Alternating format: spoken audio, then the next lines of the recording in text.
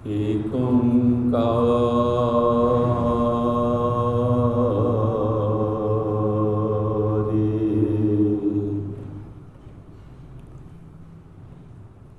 सतगुरु प्रसाद।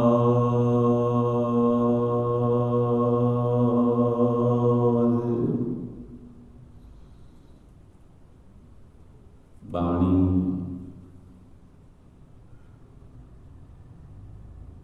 भगत नामदेव जी की। धनाश्री बाणी भगत नामदेव जी की। एक ओंकार सतगुरु प्रसाद।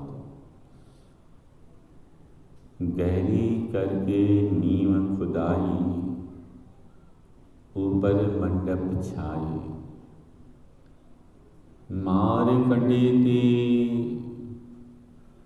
को अधिकाई, जिन तृणधर मूंड बलाए।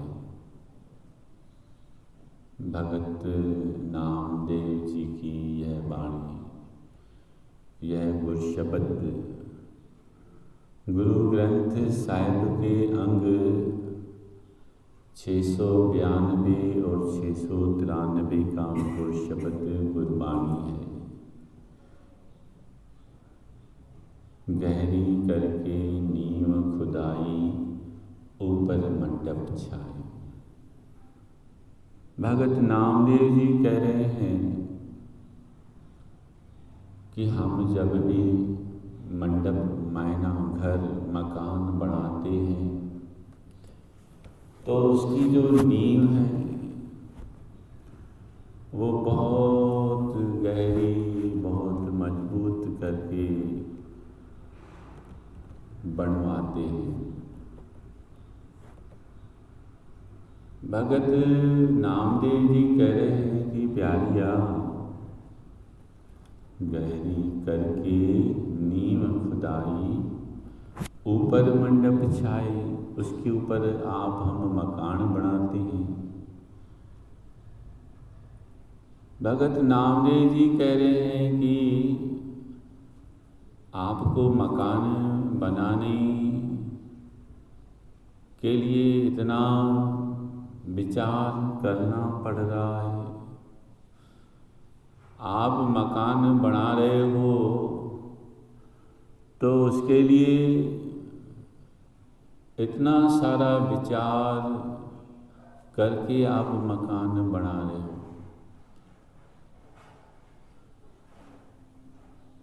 आप जिस तरह का मकान बना रहे हो उतनी तो आपकी उम्र भी नहीं है। गहरी करके नींव खुदाई, ऊपर मंडप छाए।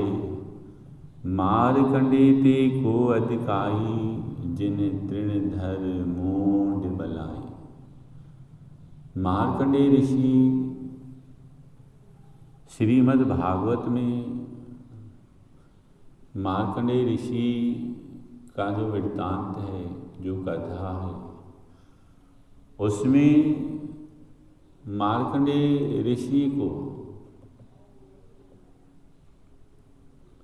उसके माता पिता ने शिव महाराज जी के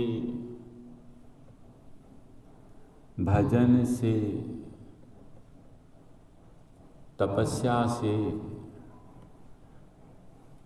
मार्कंडेय ऋषि को, मार्कंडेय ऋषि के माता पिता ने शंकर भगवान से वर में लिया था। शिव जी भगवान शंकर जी ने मार्कंडेय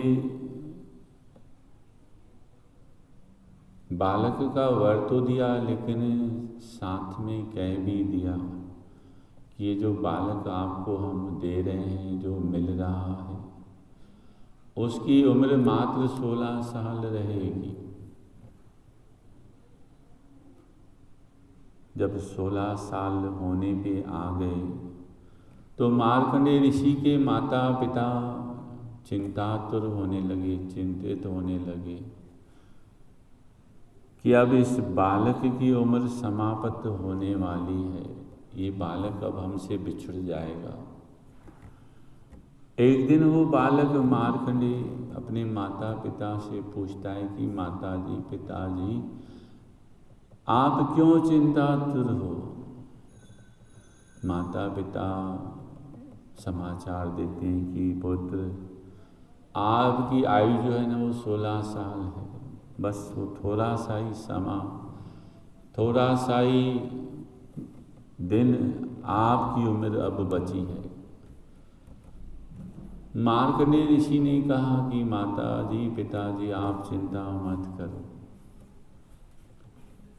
मैं उस शिव जी के पास ही चले जाता हूँ। और वो समाधि लगाकर शिव जी की आराधना में जुड़ गया। श्रीमद् भागवत में कथा है कि उसकी उम्र को पूरा देखकर काल मार्कंडेय के समक्ष आ गया।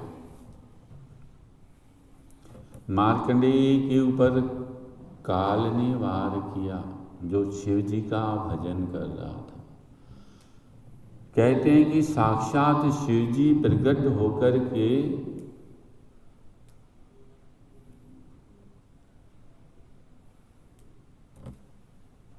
नाराज होकर काल को ही मार डाला। ये श्रीमद् भागवत की कथा है कि जो मेरा भजन कर रहा है, जो मेरी स्तुति आराधना नाम सिमरन में लगा है, तेरी जरूरत कैसी हुई कि तूने उसके ऊपर वार किया? देवलोक के देवता कहने लगे, भगवान जी, आपने काल को ही मार डाला। यदि काल मर जाएगा तो सृष्टि का चरखा तो बहुत उल्टा हो जाएगा, लोग मरेंगे ही नहीं। देवलोक के देवताओं के मनाने के बाद शिव भगवान ने काल को वापस जीवित किया और कहा कि मेरे जो भी भगत हैं उनके समक्ष भूल कर भी न जाना। और मार्कंडेय ऋषि को वर दे दिया कि तेरी उम्र इतनी होगी कि सृष्टि का प्रलय भी होगा न, तो उस सृष्टि के प्रलय को भी तू अपनी आंखों से देखेगा। भगत नामदेव जी कह रहे हैं कि प्यारिया, जो मार्कंडेय जो सृष्टि का प्रलय काल भी अपनी आंखों से देखेगा, क्या आपकी हमारी उससे भी उम्र ज़्यादा है? जो हम अपने मकान को बनाने के लिए इतना न विचार रखते हैं, इतना न विचार करते हैं। गहरी करके नींव खुदाई, ऊपर मंडप छाए, मार्कंडेय ते को अधिकाई, जिन तृण धर्मूढ़ बलाए। मार्कंडेय से भी क्या आपकी ज़्यादा आवर्जा है, उम्र है, जो आप इतना सारा बंदोबस्त विचार रख रहे हो अपने मकान को बनाने के लिए। आपके मकान की जितनी उम्र है ना, उतनी तो आपकी भी उम्र नहीं है।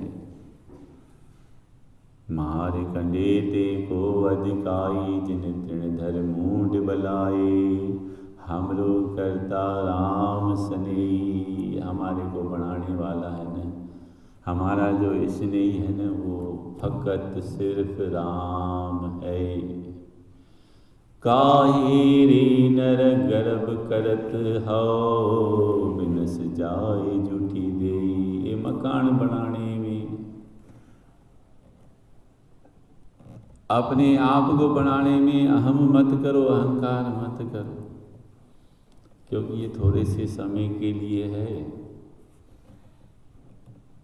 थोड़े से समय के लिए आपको जो साधन मिले हैं ना, वो सिर्फ थोड़ी सी अवधि के लिए मिले हैं और आप उसमें ही नाचने लगे हो, उसमें ही आप उड़ने लगे हो।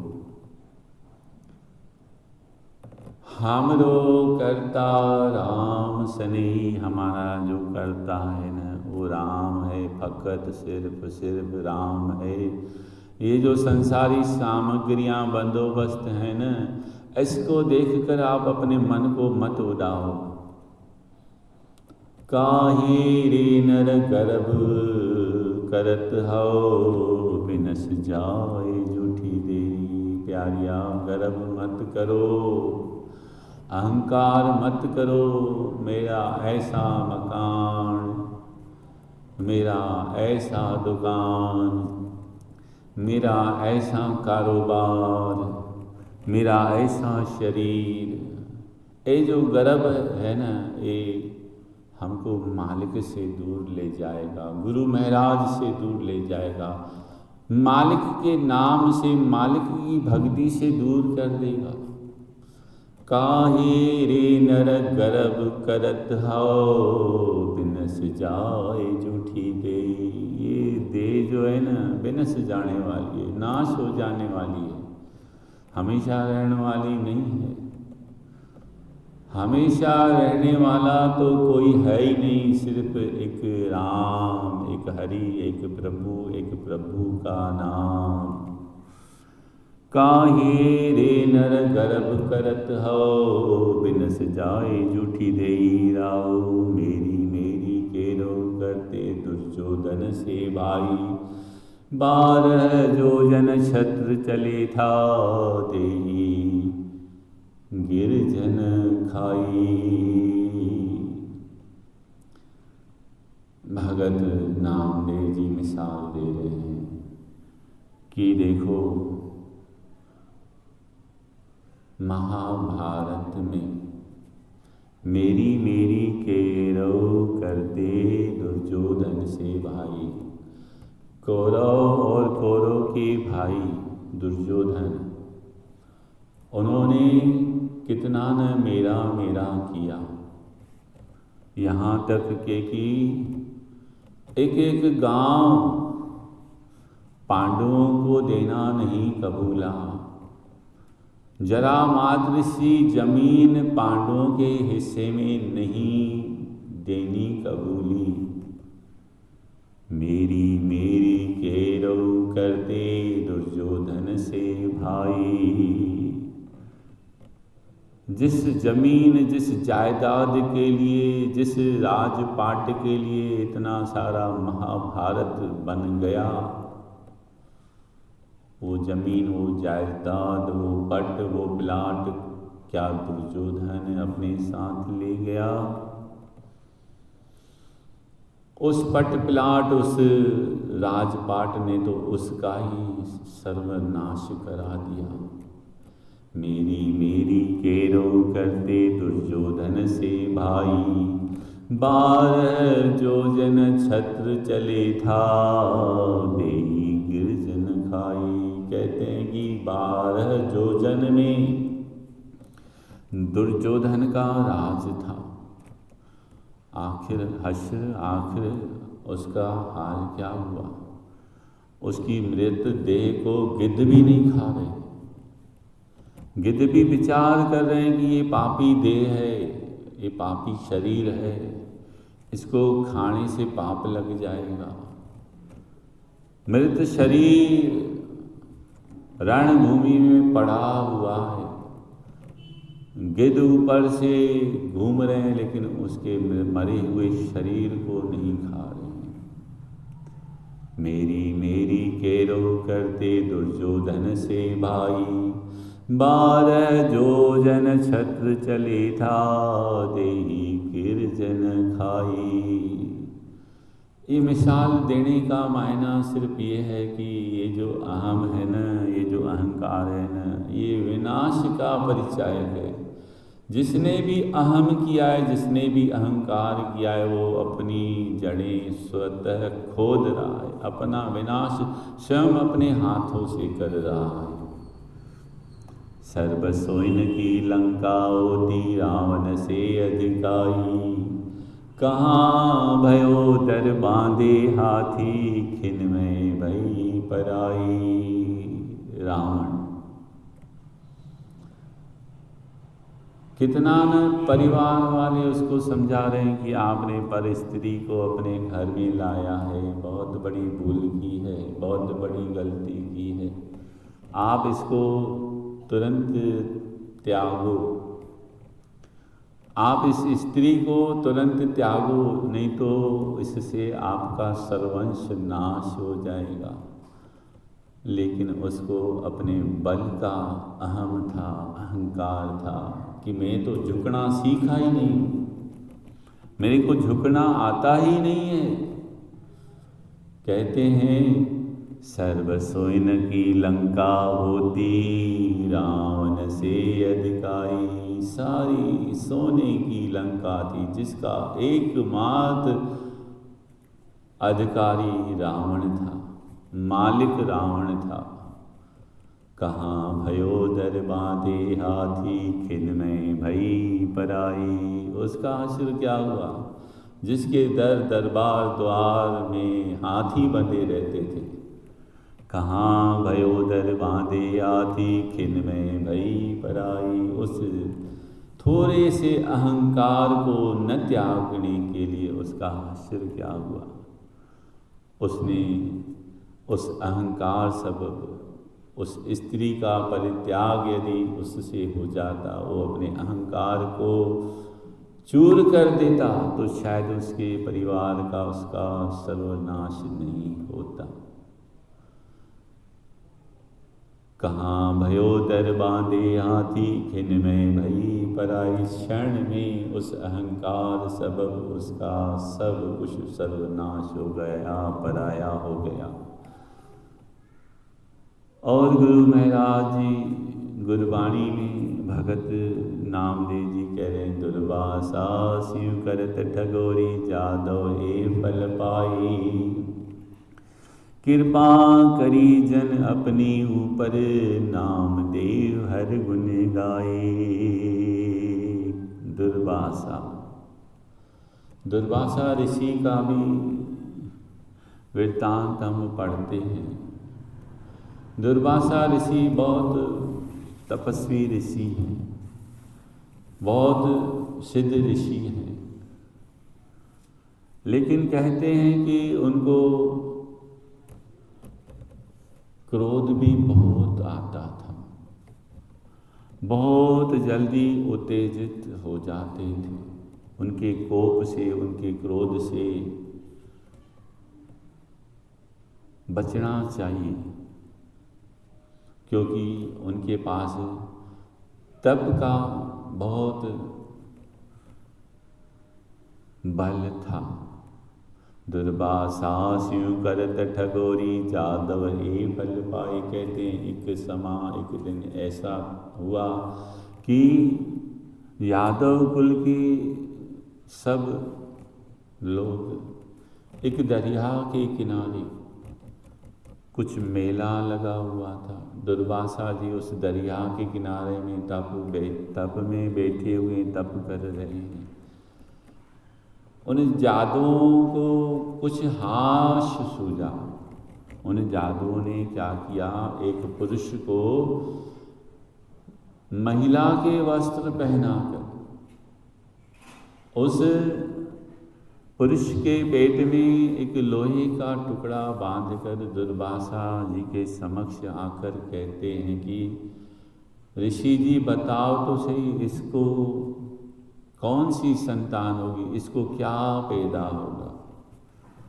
दुर्वासा ऋषि जो अपने तप में बैठे थे जान गए, आँख खुली, आँख खुलकर देखते हैं कि ये जादव कुल के हैं, भगवान के कुल के हैं, ये ना समझ हैं, ये मेरे को समझ नहीं रहे हैं।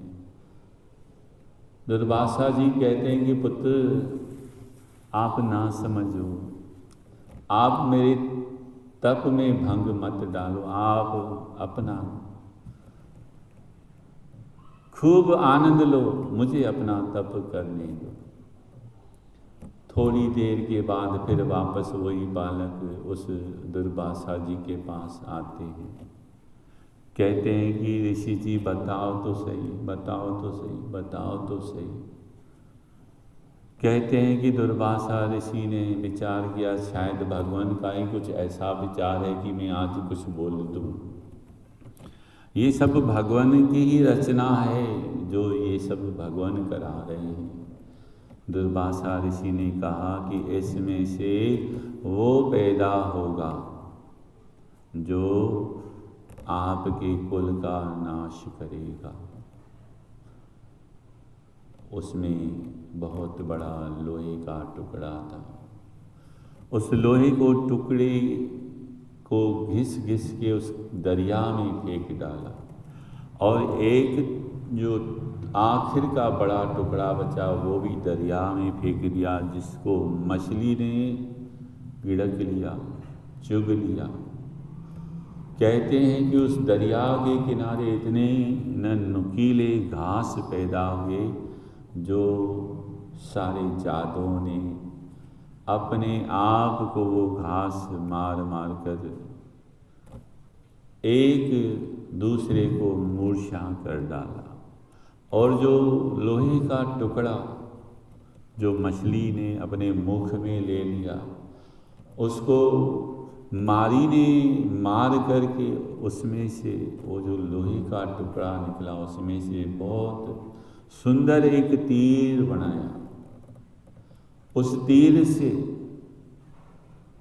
विचार किया कि अब कोई शिकार करूंगा। भगवान श्री कृष्ण भगवान जी, जिनके पैरों में पद्म है, संध्या काल का समय है, वट वृक्ष पर बैठकर भगवान सुमधुर बांसुरी बजा रहे हैं। उस शिकारी ने, उस मारी ने सोचा कि कोई हिरन है। भगवान के जो पैर में पद्म था वो आँख की तरह चमक रहा है। उस मारी ने, उस शिकारी ने समझा कि ये हिरन की आँख है। उस मारी ने वो तीर चलाया तो श्री भगवान जी के चरणों में जाकर वह तीर लगा। मायना यह है कि हमको कभी भी किसी भी संत सतगुरु से, जिसको हम जानते नहीं, उससे हास्य नहीं करना चाहिए। दुर्वासा स्यूं करत ठगोरी, जादव ए फल पाए। उस दुर्वासा ऋषि से उन्होंने हास्य किया, जिस सबब उनको अभिशाप मिल गया और उससे वो छूट नहीं पाए, उसको उनको भुगतना पड़ा। दुर्वासा स्यूं करत ठगोरी, जादव ही फल पाई। कृपा करी जन अपने ऊपर, नाम दे हर गुण गाए। गुरु वाणी में भगत नामदेव जी कह रहे हैं कि कृपा करी जन अपने ऊपर। जिस अपने जन पर उस मालिक ने, उस गुरु महाराज ने कृपा करी। नामदेव हर गुण गाए। नामदेव जी कह रहे हैं वही हरि के गुण गाता है, वही हरि का गुण गा रहा है। सतनाम श्री हरि वाहिगुरु। ऐसे गुरु शब्द का जो भाव है वो यह है कि हम अपने जीवन के लिए कितना न बंदोबस्त करते हैं, कितना न विचार करते हैं। इस शरीर को, इस मकान को, इस दुकान को, इस झूठी माया को कितनी न अहमियत देते हैं। इसका कितना न हमको गुरूर अहंकार होता है। जबकि देखा जाए तो हमारा स्वतः का कोई एतबार नहीं, कोई ठिकाना नहीं। किसी भी घड़ी हम इस संसार को त्याग सकते हैं, छोड़ सकते हैं। ये संसार हमारे लिए हमेशा के लिए नहीं है। इसको विचार करके ही हमको अपने जीवन को चलाना चाहिए और हर वक्त गुरु शब्द की सेवा, हरि प्रभु परमात्मा का नाम सिमरन करना चाहिए। सतनाम श्री हरि वाहे।